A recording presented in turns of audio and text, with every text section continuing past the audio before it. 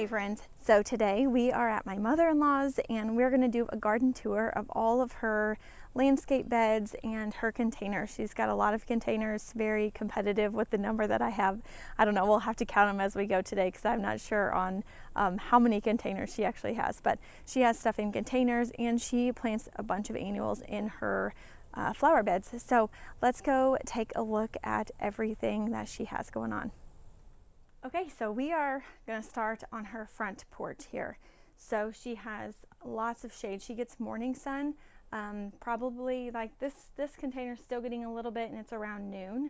But other than that, everything else up here might get a little bit of sun until about 10 o'clock, I would say, and then it gets pretty shady. So she has lots of shade plants up here. This container has an amazing caladium. She has a croton in here and then a fern. I feel like she used to have something else in this, but maybe she got rid of it. She trimmed back things pretty hard, I don't know, like 2 or 3 weeks ago, and I had to like stop her from like over cutting her containers because it's so late in the season. But here is another, this is another caladium. I think this is the bottle rocket, if I'm not mistaken. I will have to double check, but I'm pretty for sure this is the bottle rocket caladium. And then she has a bunch of coleus, some Terrenia up here, which I'm really surprised at how well it's doing with the amount of heat that it's getting. Same with this begonia here. She does have a Kimberly fern here and some euphorbia there, which is looking really beautiful. Oh, and she has a really, really pretty, like a double begonia up front here, a Selenia begonia, and it is so pretty. I'll have to show you that up close because it's right in here too. It gives that little pop of yellow against the purple. It's beautiful. Let me show you a little bit over here.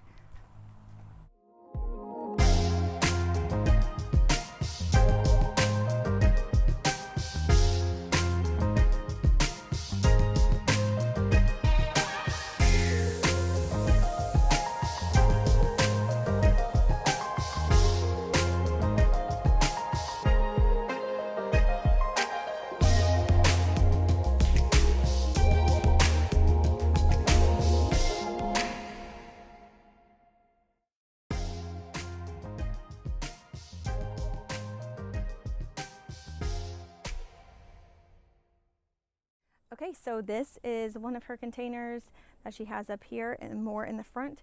And this is a little memorial space that she has. And what I love about this, and I don't think she knew this when she picked it up from the store, is that the name of this combination from Proven Winners is called Remember Me. So for her to pick this and put it where she has it was really sweet and pretty awesome. So this one has a Kimberly Queen Fern, it has a begonia, and then a trailing red mazu there, and then just a pink palm, which is really, really pretty. So it's always in sun until about, I would say, most of the day. I would say probably not until 2 o'clock it's getting some shade, so it does really well in full sun. So that is what we have up here. I'm going to show you her garage planters and then move on to the landscape bed.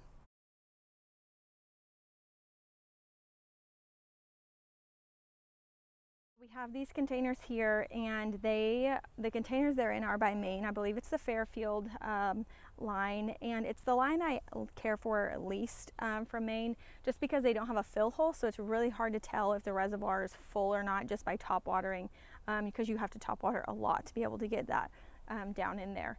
But what we have in here is the Cherry Burst Superbena, and which I think she also had in, yep, some white sun patience here, and then this gold dust is beautiful in there. It just got overtaken a little bit.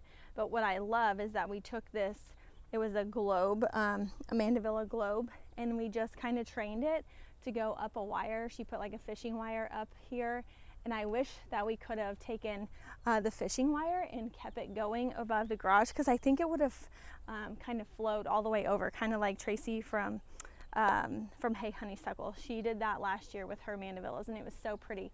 And I think she could get there with that if she wanted to train it up there. But we have that one here, and then she has another duplicate over there. That one you can really see the sun patience a little bit better because that one got waterlogged and she didn't know it, so it was all looking really, really rough. She cut a bunch of it back, and then since your sun patients really like to be watered, they were doing great. So I'm going to show you that one and see, you can kind of see the difference a little bit between how good this one was doing versus how that one is doing with the sun patients anyways, because you can really, really see the sun patients, which they have my heart, and I love the way they look in that one. So I'm not mad that it got waterlogged, right? So let's go check out that one a little bit closer so you guys can see what I'm talking about. So you can kind of see here how the Superbena really aren't doing as great as they are in the other one. But man, look at those sun patients. They are just doing so good. And look at that. Mandevilla is really just going up the gutter. It's doing its thing there. So if you want to put mandevillas in your pots by your garage, add a trellis, put a fishing wire up, and let them kind of train them up to go above your garage. It'd be really, really pretty. So she has this container in her a big garden bed that runs along this whole little creek side of their property here. And this is a concrete planter that they actually made themselves. And she has a Riger begonia. She has a hosta that she just keeps in here all the time. Velveteen coleus, some lemon coral sedum, and silver falls. A lot of people will tell you that silver falls does so good in the sun, but it honestly does beautiful in shade pots. So it says that it's a part to full sun plant, but I think it just sun or shade. I think it does great in both situations, and I see it a lot in shade hanging baskets actually, and it looks super beautiful. She also has some hydrangeas here, but she has some coleus kind of around this milk tin here, like such, some sedum, and then lots of hostas. You're going to see lots of hostas, and she's mixed in a lot of different coleus right in front of the hostas as well that I'll show you. But her next container is really, really beautiful. It has a fun caladium in it that I'm really excited to show you guys.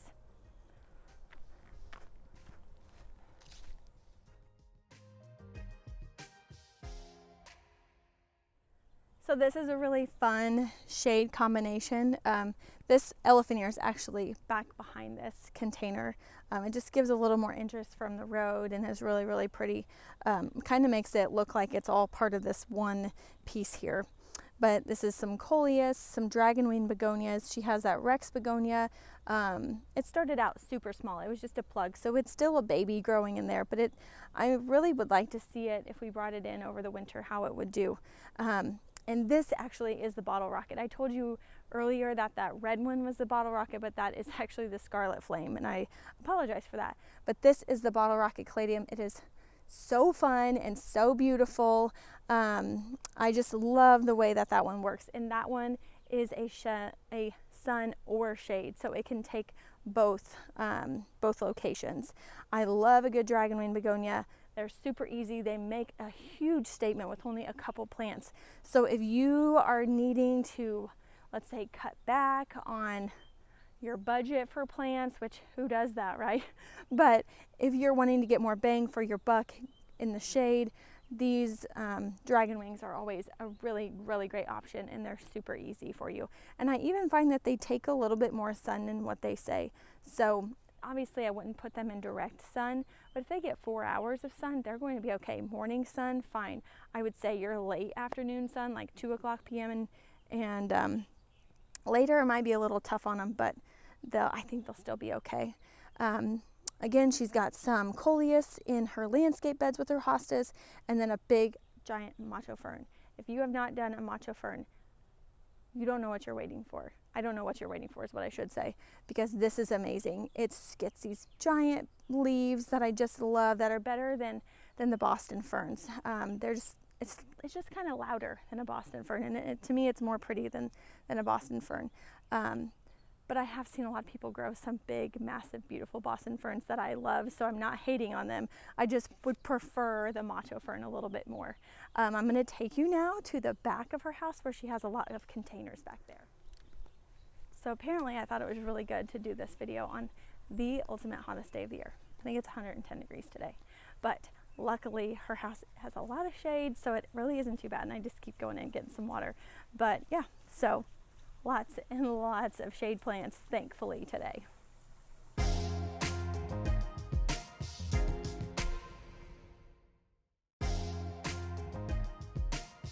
So these here are some of my favorite things that she does every year. So these light posts, they have 2 planters on each side of them, and she always does a 1 gallon sun patient, and they look like this. They're massive and beautiful. So don't be underwhelmed when you first see a sun patient in a container, because it's going to get super big for you if you give it the room to.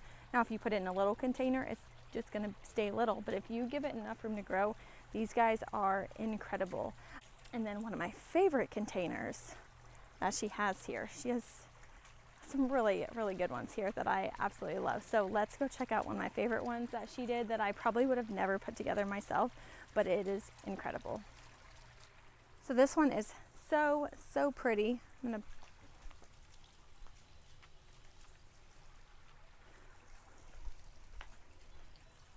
So I really love the way this one turned out. So it has a Kimberly Queen fern in it, some more of the Solenia begonias, some lemon coral sedums, some silver falls, and the Browlia, I should say.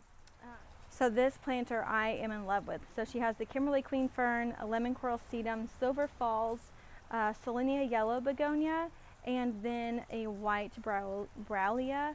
And it's just really beautiful. I didn't think that this would do as well because it gets a little bit more sun. It probably gets 4 to 5 hours of sun, and typically I would put that with more of my shade containers, but it's doing really amazing. And so is that silver falls. I am such a sucker I'm stuck on that this year. I just want to put it everywhere. It does so good. And I put my Kimberly Queen ferns are everywhere. I love them. They do so good. And she has fallen in love with them too, because she has them in a lot of containers for shade and sun, because they can take both. Okay, so this feels nice. I'm kind of in the shade here. But we have some of her cannas, red sun patience, trailing Mizzou, a diamond frost, not the diamond euphorbia, or not the diamond snow. The diamond snow looks like it's more in like chunks, and the frost is just kind of scattered a little bit more. She has Stormbrew Superbina here, and then, like I said, that trailing red Mizzou, and a really beautiful red sun patient here. Same thing goes here. It's more of like an orangey canna. And these stayed so small for so long, but now they're massive. Once they reached like mid-July, they just really took off, and they are doing super well. So if you want to make your back porch super tropically, add some cannas. But if you have beetles, just beware and be ready to spray them with 7, because they will eat them alive, because they love them here in Zone 6B. So in this one, you're going to see a yellow canna. She has some pink Superbina, the pink cashmere, some more of the gold dust, trailing Mizzou, pink sun patience. In this one, it was a pink Angelonia with I believe it was the morning glory there. She has more morning glory in that one. The sago palm, she overwintered that sago palm last year. It started out super little, but it just keeps growing. I think she's going to have to repot it eventually, but not quite yet. I think she'll still be okay for a little bit, because it goes pretty deep in there.